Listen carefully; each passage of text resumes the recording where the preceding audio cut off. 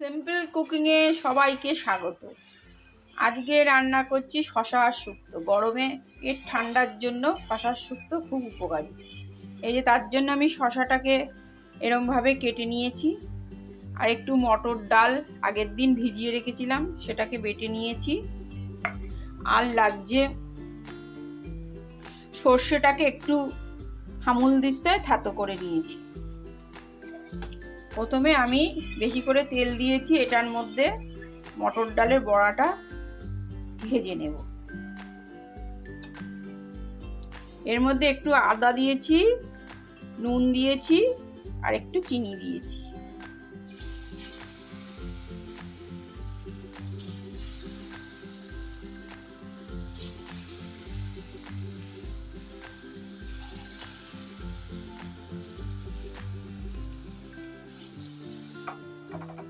বড়াটাকে লাল লাল লাল করে ভেজে নেব।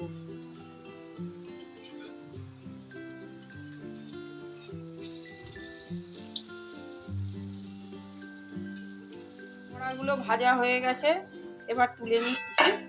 আর অনেকটা তেল দিয়েছি বড়া ভাজার জন্য, এবার তেলটাকেও একটু কম করে নেব। কতটা তেল শুক্তোতে তো লাগে না।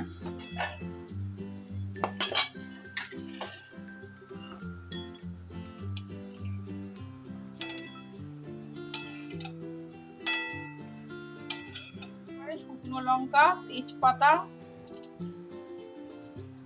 এই 5 ফোড়ন,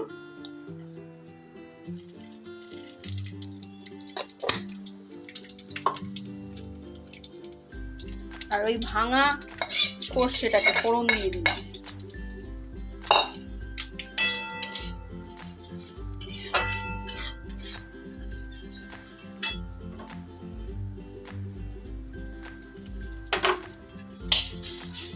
আদাটাকেও দিয়ে দিলাম। দিয়ে এবার শসাগুলোকে দিয়ে দিই।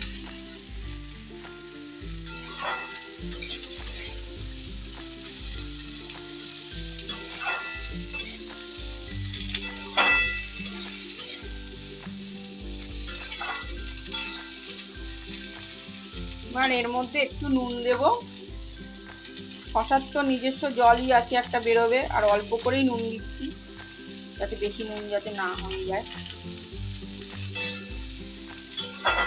এবার এটাকে ঢেকে দেব, ভাপে ভাপে সেদ্ধ হয়ে যাবে। ঢাকনাটা খুলে এবার দেখি কতটা কি হলো। এই যে এটা এরকম হয়েছে। এর মধ্যে বড়াগুলোকে ছেড়ে দিলাম।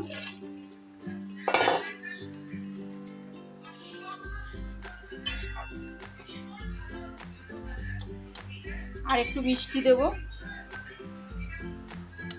এর মধ্যে একটু মিষ্টি মিষ্টি ভালো লাগবে খেতে, এই জন্য একটু বেশি করে একটু মিষ্টি দিলাম।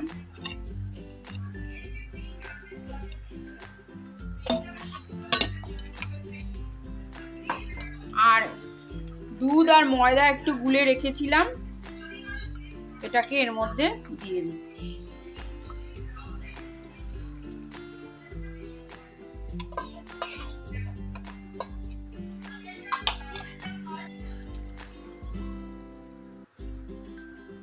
দুধটা দিয়ে দিলাম, একটু চিনিও দিয়েছি। এবার এটাকে নামানোর আগে ঘি দিয়ে নামিয়ে নেব। মোটামুটি হয়ে গেছে। এবার একটু ঘি দিয়ে দিই। খুব সুন্দর একটা গন্ধ ছেড়েছে।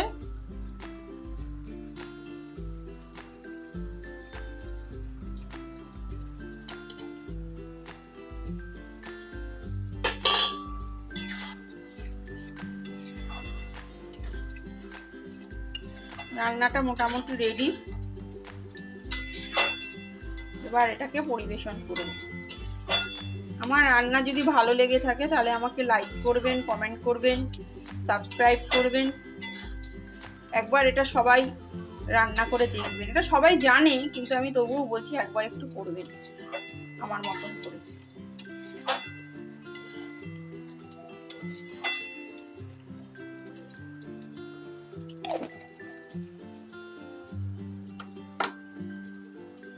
এবার এটাকে পরিবেশন করে দেব। তাহলে এই শশার শুক্তোটা পরিবেশন করে দিলাম। তারপর আবার নেক্সট ভিডিওতে দেখা হচ্ছে। আপনারা সবাই ভালো খান, সুস্থ থাকুন।